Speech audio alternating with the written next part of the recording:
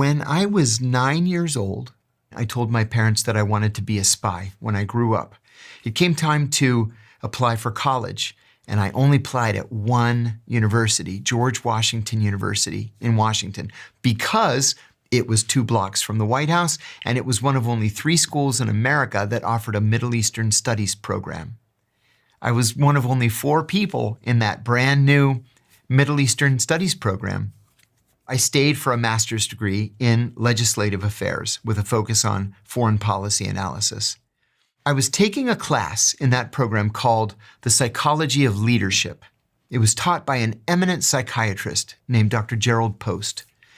And he gave us an assignment one day where we had to shadow our bosses. We had to just follow our bosses for a week. Your bosses? Yeah, I worked at a labor union called the United Food and Commercial Workers Union. And so we were just supposed to follow our boss around for a week and then write a psychological profile.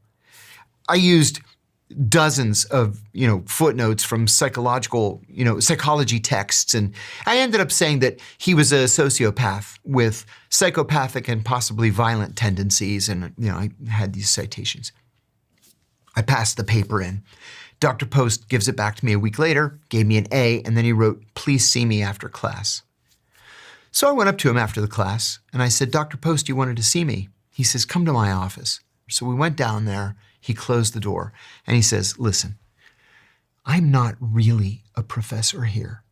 I'm a CIA officer undercover as a professor here.